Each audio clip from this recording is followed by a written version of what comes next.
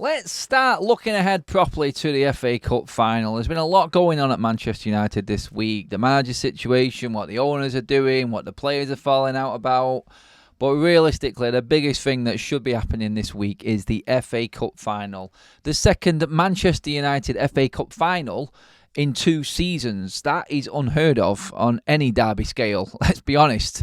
It was weird last season getting City in the FA Cup final, and again, it just so happens that this could be Erik ten Hag's last game, and what a way it would be to go out, if he is going out, that is. So, yeah, we're expecting all the big decisions to come next week, but looking ahead to the actual game, I did allude to it earlier on in another video regarding Ten Hag's setup for this game. I'm also going to go through the 3 key players for Manchester United who we know are going to play that need to have the games of their careers to get anything out of this game. I'm going to talk about them, and I want your opinions in the comment section below.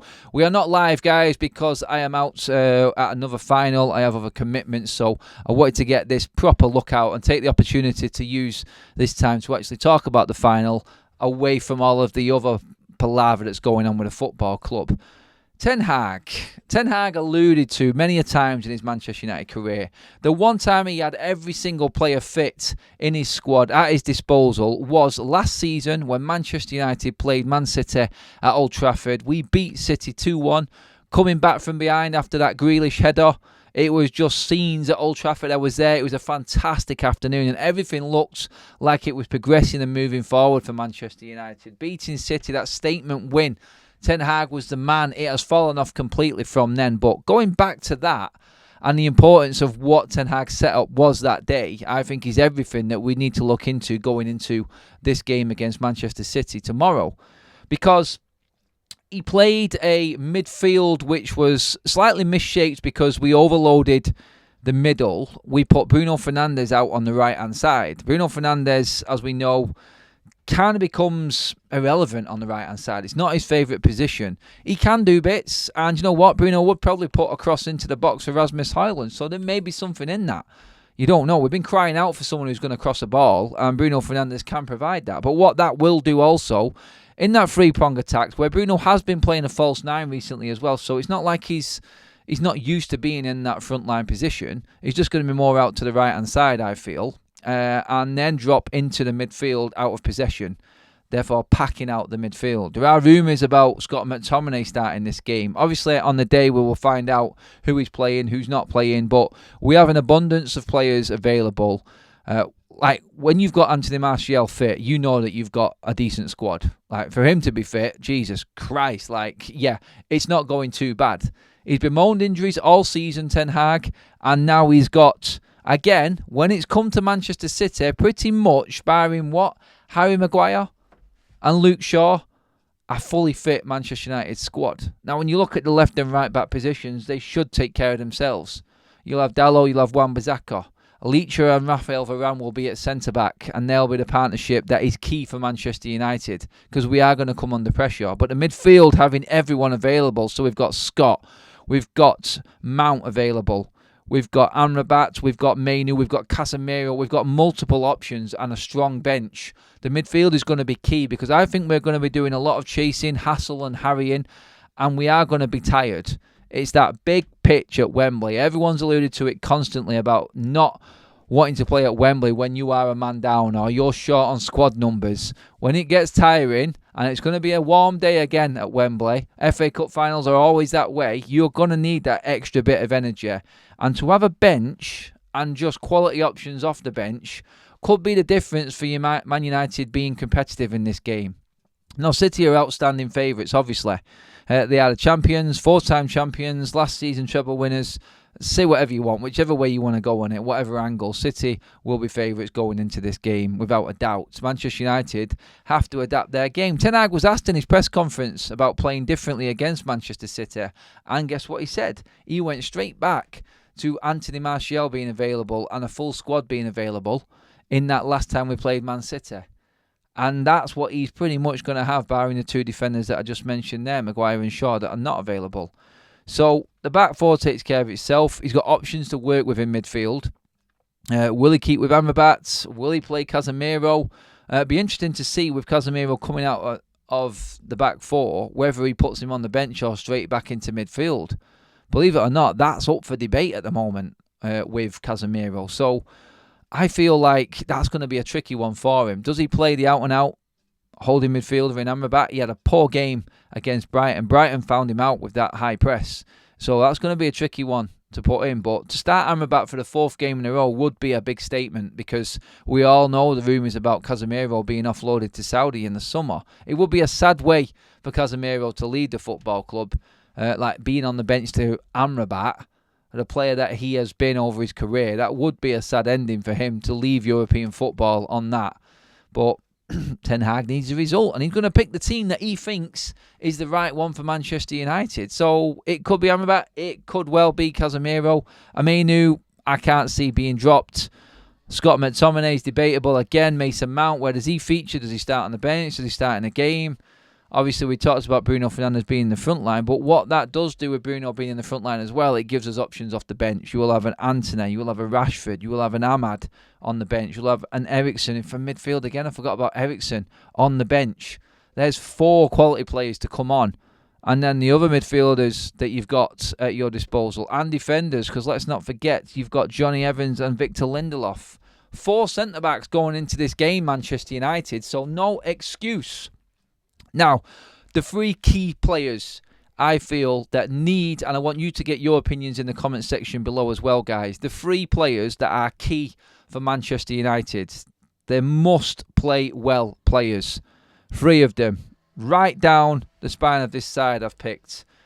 Starting at the back, Leacher, the Butcher, Lisandro Martinez. He has to have a great game. Coming back from injury, he's raring to go. He is our leader. He's a man that sets an example on the pitch. He leads by example in the way he plays, his determination, his never say die attitude, doesn't care who he's up against. This is a guy that has spearheaded Manchester United's drive from last season, and it's been very, very clear with him out of the side, Manchester United have been lacking in so many ways. And that leadership quality that he does have is going to be needed in this game. Our best combination under Ten Hag has always been Rafa and Leacher. And to have them 2 back, but Leacher especially out of the 2, I feel needs to have that game. Because if he has a good game, he inspires. He'll inspire the likes of Dalot. He'll inspire the likes of Varane next to him as well. And even maybe Wan-Bissaka on the side. But players, the infectious players, that South American drive that he has got within him, and Dalot leeches onto that, it will probably give Onana a little bit more confidence as well. He will demand standards, Leacher, on the pitch against Manchester City. So I just look at that player being in there, that leadership, and then the quality of Raphael Varane, the young freedom, speed of Dalot, and the tackling ability of the one-on-one situations with Aaron Wan-Bissaka, which we're going to need in this game as well against City. That gives you a little bit more confidence at the back. But it does start with Leacher. It does start with Martinez in the middle. If he plays well, I think the rest of the defence play well. And that's what he brings. He is that leader at the back that we have missed all season. And that's why I do have a little bit of sympathy for Ten Hag. When you're missing a player like that, with them standards and them qualities, that does set you back a little bit. It's not a full excuse, but if you were missing one player out of that back line, you definitely would have picked. You wouldn't have picked Leacher as your choice to leave out for a whole season near enough. He has been everything for Ten Hag since he's been here at Manchester United, and without him, we have suffered badly. If he has a great game, I think the rest of the back 4 do. I think a lot of the rest of the team do as well. So he is key. Next one is Bruno Fernandes. He's been talking about his future. He's been on the Players' Tribune talking about how he loves Manchester United. But the one big criticism for Bruno Fernandes is he disappears in the big games, apparently, according to a lot of people. Now, there is evidence to that. But Bruno Fernandes, not just in that, but in his role up front, and him needing to probably exert more energy than anyone else. He's playing 2 roles in this game. Bruno Fernandes needs to stand up and be Manchester United's captain. In this game, if you've got the likes of Leacher playing well and Bruno Fernandes playing well, then you have always got a combative chance. You will have with them playing. But Bruno, I feel, needs to answer some critics. He has got a lot of people calling for him to be sold this summer. It's a big debate amongst the fan base at the moment. Do we cash in or not? If he has a massive game, it not only helps us out on the day, it helps us out in terms of Bruno's value if we are going to sell him, but it also proves that he is a man to build around if Ineos want to keep him as well. There's so many positives to Bruno Fernandes, but it only works if he plays well. And Manchester United can beat Manchester City if Bruno Fernandes has one of his better games and he runs the show. How fit he is, I don't know. I know he came off with a bit of an injury against Brighton, but we'll need to assess Bruno Fernandes as we go forward into the game. Hopefully he'll be fit. I'm pretty certain he will be bang on and ready to go. And he needs to have an absolutely huge game against City. And like I said, these players need to be at their best to beat them. And these key players that I'm bringing up right now, in Leacher first of all and Bruno Fernandes, they're pivotal to Manchester United. With the younger players around them, they can inspire that performance and bring more out of everyone else. Massive to Manchester United, them two. The third player is our goal scorer, Rasmus Højlund. I think he will start. I think he has to start because United need a target man. United need an outball. Playing at the Etihad earlier on this season, Manchester United had no outball at all. We had Marcus Rashford who hit the wheel there that got us in front, and that was his job done in his eyes. That's what it seemed like on the pitch from what we were watching anyway. But we had no outball the whole game, and City just peppered us. We couldn't get out of our own half. Now Rasmus Højlund has got the pace, he's got the power to actually give respite. But more importantly, chances are going to be at a premium. He's had very little. His stats stand up better than anyone for goals per chance created. His conversion rate is decent, and we need a man there that is going to be able to take that opportunity, take that chance, and put the ball on the back of the net. That is vital for Manchester United tomorrow against City. And Rasmus Højlund, on 16 goals this season, he's already 8 ahead of what he was last season at Atalanta. He's had a very, very good season. And you know what Ten Hag said, talking about Rasmus Højlund and talking about how his season has been with 16, and he's still got one more game to go. He has. Can he prove to everyone that he is that striker going forward? A goal tomorrow against Manchester City will just put him in there as having a very, very good season rather than just a good season. That would be massive for him. And he is the man that Manchester United need firing up front for this game. We need him to be on his mettle.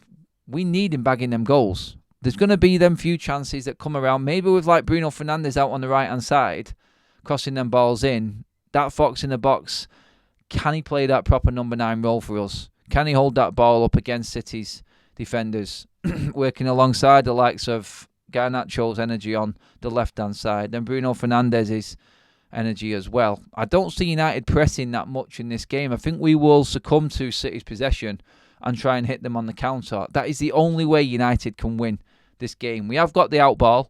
We haven't got much pace with that team lineup. And like I said, this might not even be the team, but I could just see Ten Hag going back to what he did against City and how we beat them last time. We will get chances. There won't be many, like we said, but we do need our players to be on their mettle when it comes to putting them chances away. We're off the back of scoring 5 in our last 2 games, so maybe a little bit of confidence going in. Rasmus off the bench, scoring a goal in either of the last 2. That's good. Garnacho's work rate, even when he's not been firing completely up front, I think we're going to need that as well tomorrow. And I just feel like the players that have picked out there, Leacher, Højlund and Bruno, they are massive to Man United's performance in this game. They are the spine of our side as such. You know, Bruno, we said, will be playing out on the right, but he will be cutting back into the middle to make the numbers up. So I just feel like they have to have the games of their lives. And if they do, I think it will spread. And that positive vibe will spread through the rest of the team. And we'll get better performances for the other players as well. And that's how I see Manchester United beating Manchester City. It's the only way. We need to be stubborn. We need to be strong. We need to fight. We need yellow cards. We need bite in this game. We need to disrupt everything that City are in that free-flowing passing football. Get in the faces. Make it difficult for Michael Oliver, the referee. Build up that atmosphere. Make it a bit of a rockers sort of atmosphere in Wembley. Get everyone up. Not just City fans chanting because they're passing around everywhere and it's a walk in the park for them. We need to make it bitter. We need to make it tight. We need to make it awkward. We need to basically make it a shit game is what we need to do. Just because that's how we beat Manchester City. And then hit them. and make sure when we get that chance, we hit them hard. Take every opportunity that we get. Our conversion rate recently, like I said, is very, very good. Very few chances we've had. We've been hitting the target a lot more. So hopefully that continues against it, because we're going to need it to. But that is my look ahead, guys, to the FA Cup final. A proper sort of preview for this one. Just talking football, what's going to happen on the pitch, and nothing else. Everything else will take care of itself after the game. But let's concentrate on this video just solely on Manchester United, how we beat Manchester City. I want all of your comments in below. I'm sorry it isn't a live show, guys. Tonight I have other arrangements that I need to be at. Obviously, Alfie's Cup final and everything like that. But I really appreciate you all getting involved and watching the video as well. And obviously leave your comments in below. Please do give the video a like. Make sure that you are hitting the subscribe button. This is a channel that brings all of your opinions in, and we just debate football like it should be debated, with everyone's opinions actually relevant. We just talk about it from both sides. We have a balanced argument and debate, and we get on with it.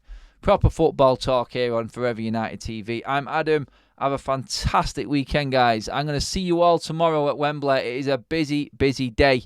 Hopefully you all tuned in. Get your notifications on as well for everything that's coming up on the day. Like I said, we are going to be here, there, bleeding everywhere, but it is going to be an epic day. And hopefully United can bring home that trophy. I don't care about any managerial situation until after the game. Come on, United. Let's do this. Let's take them Blue Noses down.